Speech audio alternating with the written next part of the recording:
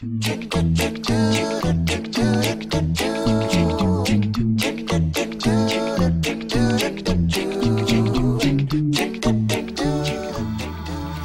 folks, it's the Red, and welcome back to Let's Play Crash Twinsanity.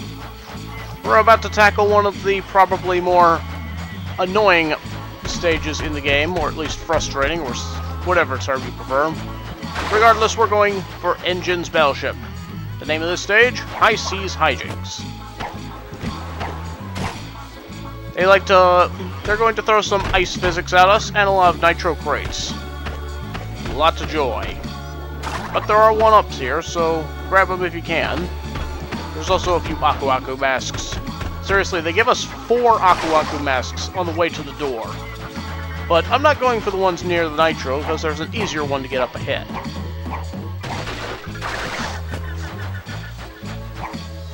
But I am thankful for all this Wampa. We're certainly going to need it. This is one tough stage, even if you're not going for all the gems. At least that's the case for most of the gems here. This blue one's pretty easy. For this first part, you just want to jump across. Avoid the monkeys, although they don't seem to do a very good job hitting you.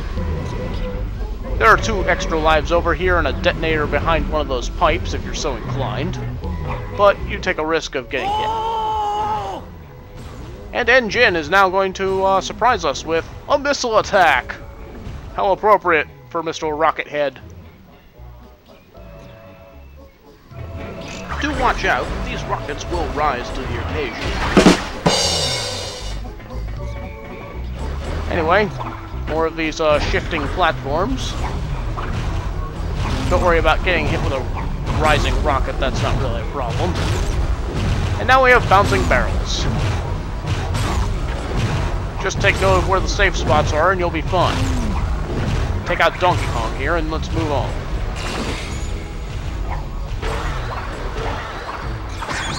We also have lots of rats in this level. Why are there rats in a missile-filled ship? Heck if I know. I don't see any food around. But there are plenty of them, and so be mindful of that and keep spinning.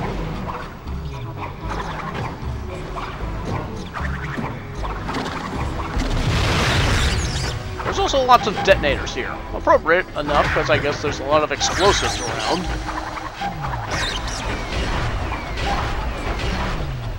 Also, don't jump into those flames. They will hurt you. That's not just there for decoration. I found that out the hard way.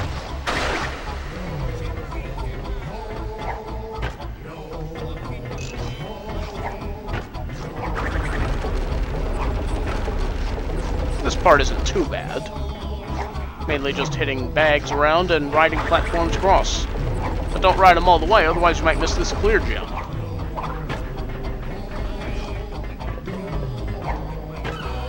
Whoa! Surprise, rat!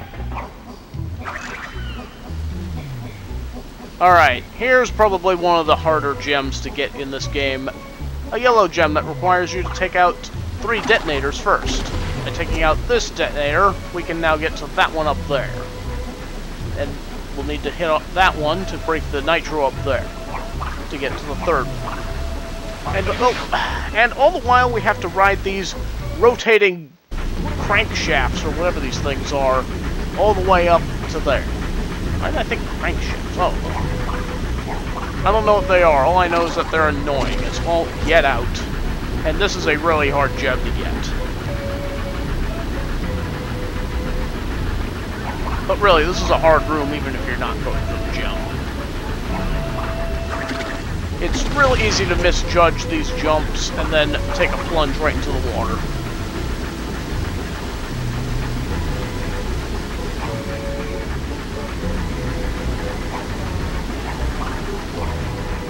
Like that one right there. I can't tell you how many times I've missed this jump. And now for some blind jumping. Whee! Oh, no. Stay up. Okay, good.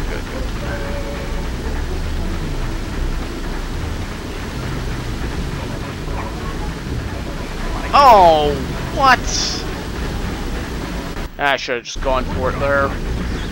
Alright, let's do this again.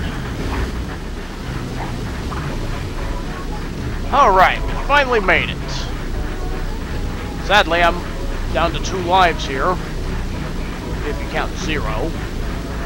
But I do have the gem now, so let's move on. Though with my luck, I'll probably just take a plunge trying to get back. Oh, okay, no, okay, stay on. Alright, moving on. I am very close to a game over here, which is quite likely given the part coming up.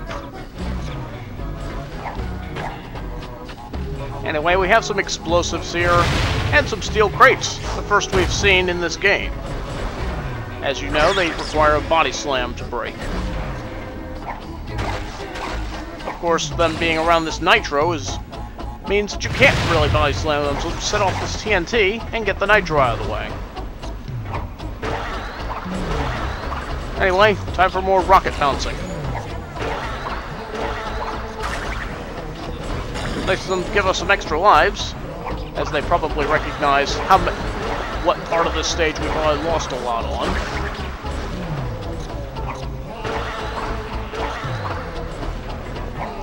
Don't you just love a game that's self-aware? Also, this room is identical to the second one. See over there? That's where, the koala that was throwing bears at us was. At least I think it was a koala.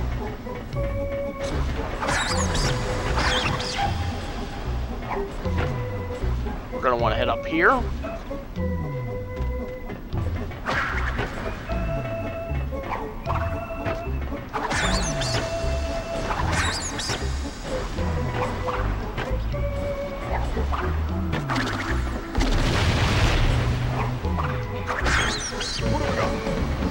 And we're invincible. But since it can't destroy enemies, it's limited in its usefulness.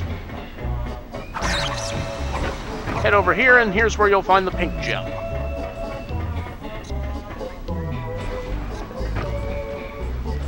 Anyway, let's head down a second. There's something I want to see. A cockeyed crate? They're not even! They're not all in a perfectly straight line like you normally expect crates! Blasphemy! This must never be!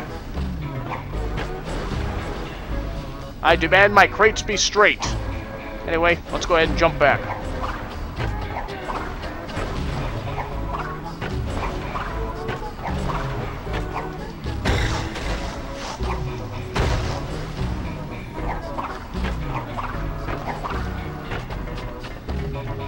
Alright, we have most of the stage now behind us. We have a couple of boss fights coming up now. Here's the crystal, simple enough to collect, and for some reason a checkpoint crate, even though there was nothing that could have killed us. The game is quite generous with its checkpoints, isn't it? Anyway, we are now going to encounter Engin. We have to make him destroy his own crow's nest. But first we'll need to avoid his missile attack. Just move in one direction or the other, he can't hit you. This is not a hard fight by any stretch of the imagination. After he shoots 3 waves, stand by one of these little legs here, and he'll throw a TNT at you. Get out of the way, and the leg will fall off. Do this 2 more times, and down he goes. He'll try the same attack again, but of course, if you just keep running, he can't hit you. It's exactly like the missile attack from the Mecha Bandicoot fight. And now we stand by a leg. Till he throws his TNT. Get out of the way, and kablooey. 1 more wave of missiles to go. Each one gets progressively longer. A longer wave is somehow harder. Really doesn't matter unless you're shooting where I'm going to be, Engin. Haven't you ever played Space Invaders?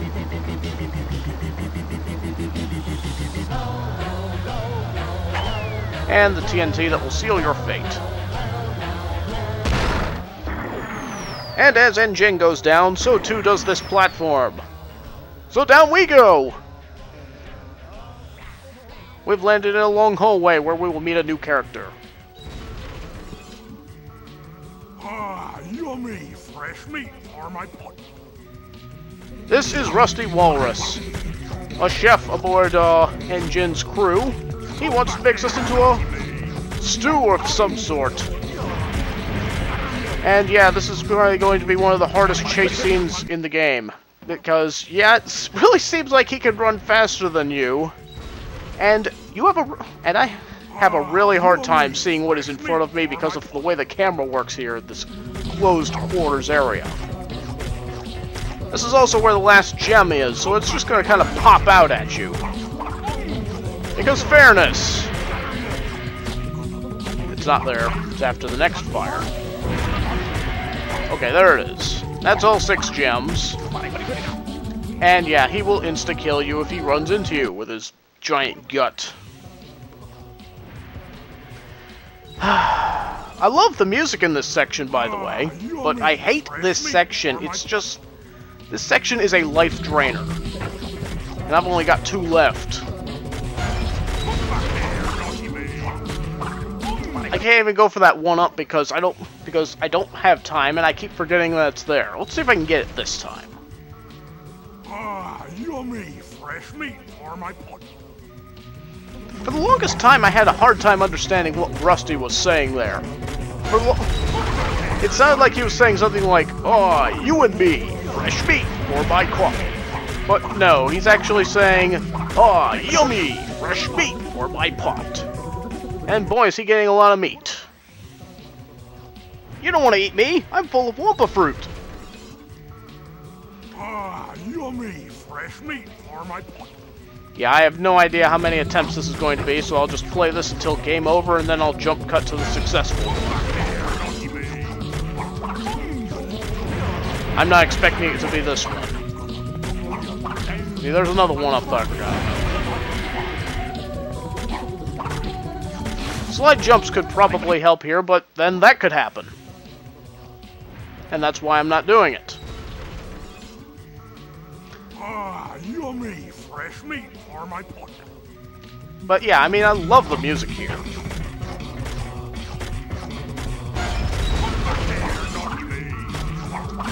Some fun facts about Rusty Walrus. His character name is based on a NASCAR driver named Rusty Wallace. How he went from being a NASCAR driver to a chef, I don't know. Appropriately enough, he was also planned to be a playable character in Crash Team Racing.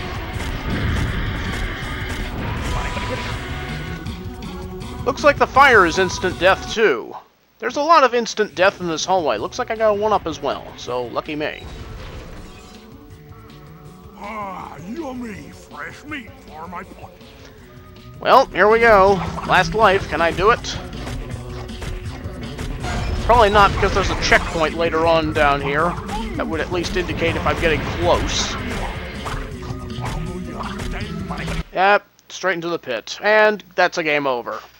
So, yeah, as this part is a bit of a life drainer, I will go ahead and jump cut to the successful run. Unfortunately, every time I game over, that means I have to go back and get all the gems, too. Ugh. Alright. Jump cut.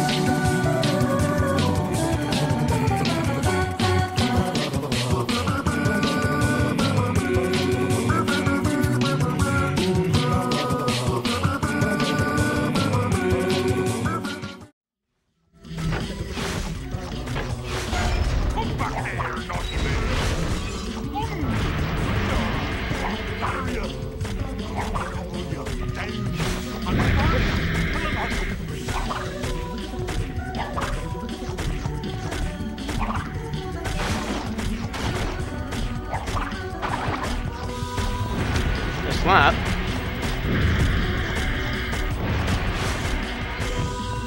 Come back here, naughty man.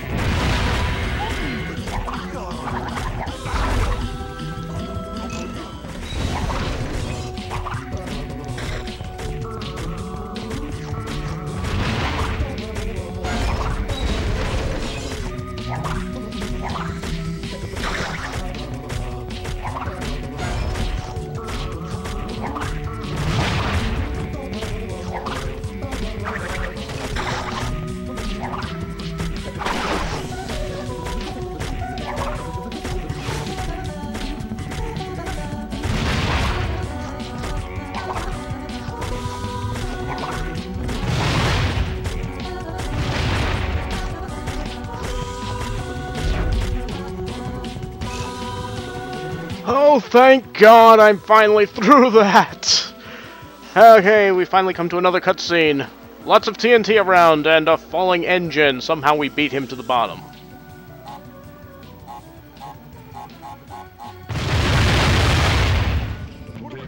The rats are leaving the sinking ship. Tell us where the treasure is, and we'll let you go. Silence! Looks like we'll have to wring it out of him. Embryo, get changed. So you were just waiting on this random sheet of ice in the middle of the ocean because you somehow knew he was going to land here? Okay. That's right, it's time for a boss fight against Embryo and Trophy. They're working together for some reason. So for this first part, you just want to watch out for Embryo, who's bouncing around like a lunatic. Easily avoidable just by running around. And then comes Trophy's part. Just jump on these little icicles here and don't do that. Right, so let's try that again. I don't know what Embryo is supposed to be here. But boy, it's been a while since we heard from you, huh? Not since Crash 1 or 2.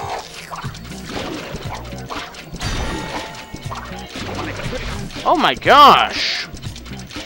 Okay, I cannot blow it on this boss fight, otherwise I have to do the yellow gem again. I have to do Rusty Walrus again.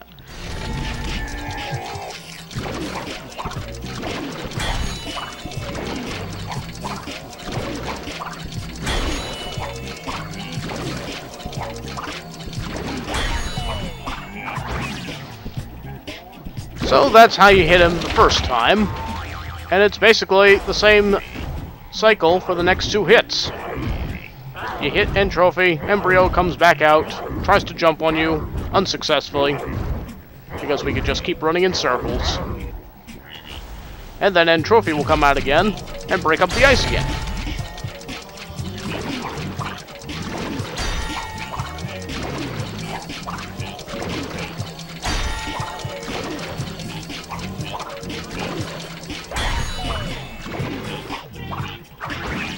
His shield stays up for the same amount of time, too. Alright, here comes Brio once more.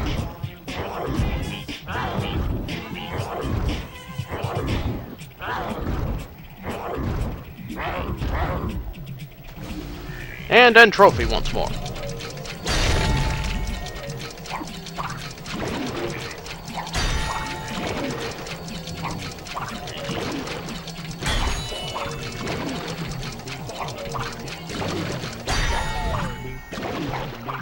And the kill shot.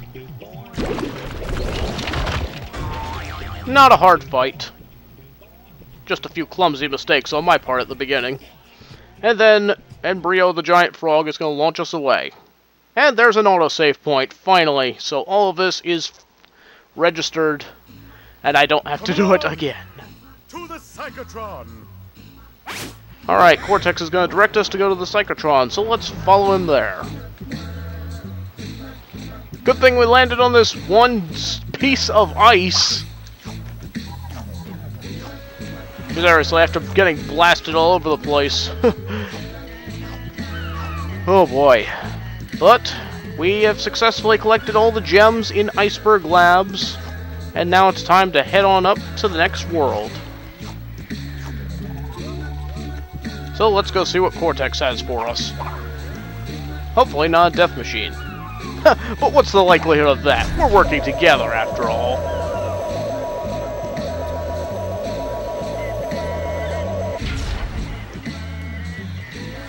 Let's see, the entrance should be right about here.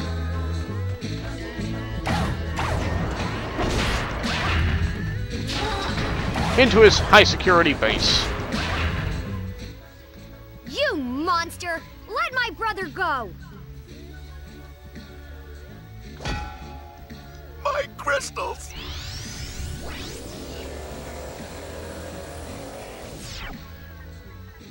Ruined! Thanks to Perky here.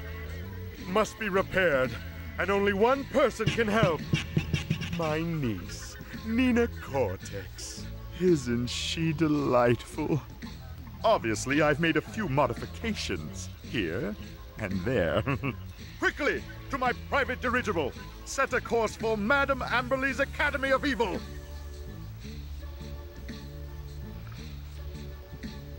That's This right. way. The next world that we're heading to is Madame Amberley's Academy of Evil. And if we head through that doorway, we will head to Cortex's blimp and make our way over there. But before we call it a video, there's one more bug that I need to point out here, and that is with Coco herself. If you walk into her, you take damage. Why? This has got to be one of the dumbest bugs they could have left in this game. I just don't understand this one. It's part of the lack of polish that I'm talking about in this game. It's very deceptive too, because in the cutscene you could see Crash poking her. It's like the game is inviting you to go and run into her. But that is what it is. And so in the next part, we will follow Cortex onto the blimp, and it will be off to Madame Amberley's Academy of Evil. This is Red. See you next time.